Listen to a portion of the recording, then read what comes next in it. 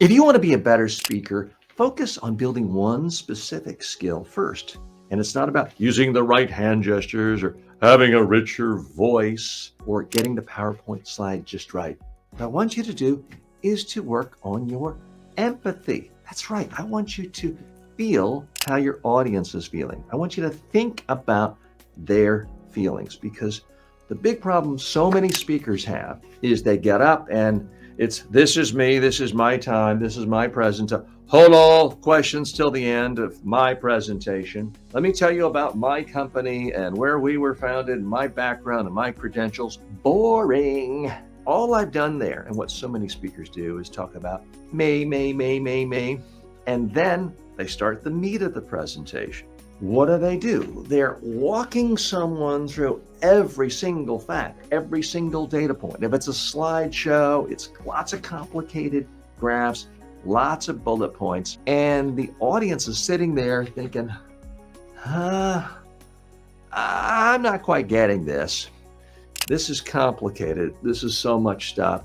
You know what?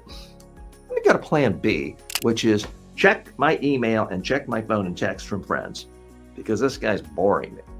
Why? Why did that speaker bore you? They were showing no empathy for you. They weren't dealing with your concerns, your feelings, your problems. Great speakers think about, what is it that I'm trying to convey? What ideas do I have? What insights do I have? What services do I provide if I'm selling a service? What products do I have that actually solve a customer's problem? What services do I have that actually address a real need for a service that my clients, my prospects have? So everything out of your mouth when you speak. If you want to be more successful, then improve your communication skills. The best way to do that? Smash the subscribe button right now. Needs to be done through the perspective of this person who's sitting there listening to you, watching you. And if you really want to empathize with your audience, you've got to apply a strict rule with everything out of your mouth. Ask yourselves, if this audience member heard me say this last sentence, would their reaction be, oh, that's interesting, that's useful?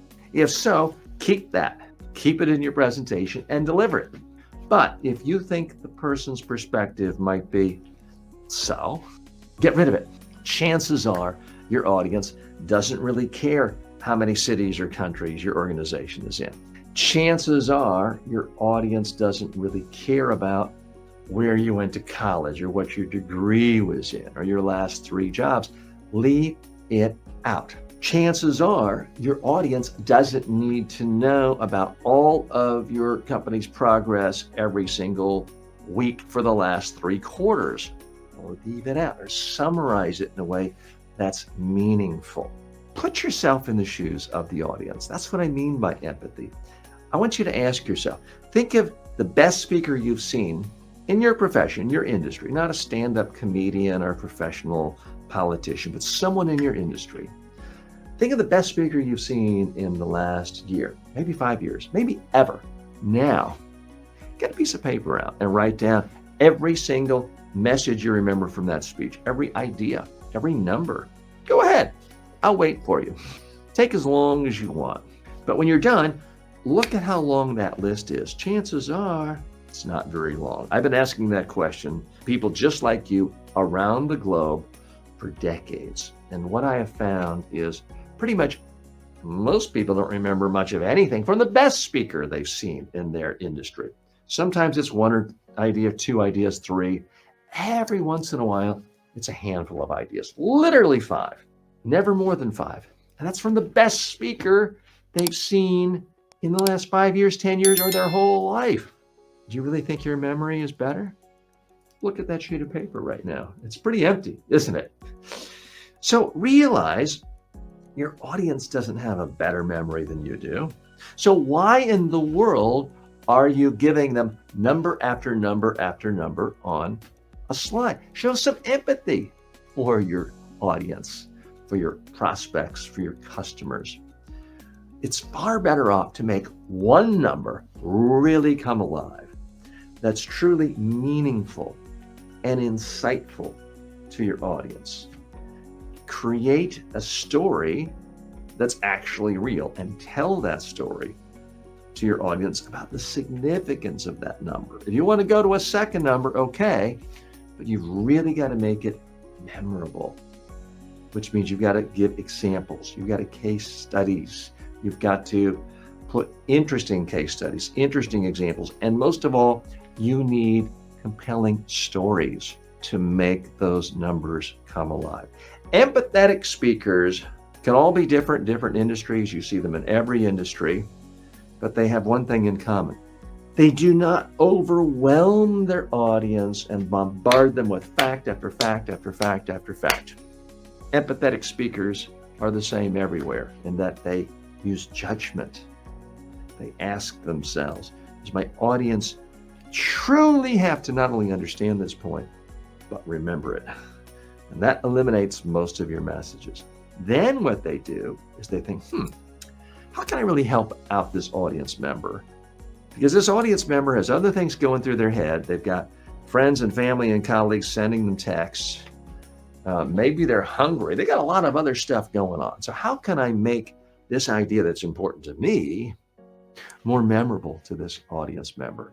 They do it by telling a story that's about a real problem with a real conversation in a real place about a real person, a real conversation with a client, colleague, vendor, individual, and how the problem was resolved and how you felt about it. That's all a story is. They're doing that for you. It's not for the speaker. If you're a speaker, the easiest thing to do is to just brainstorm every fact, number, message point, data point, accomplishment, stand up and read it all.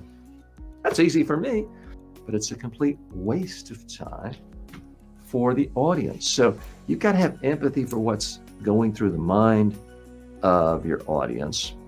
What are they thinking about? And realize this person listening to me now, in fact, you right now, you're not being tested on anything I'm saying. Therefore, you're not sitting there writing down everything TJ says.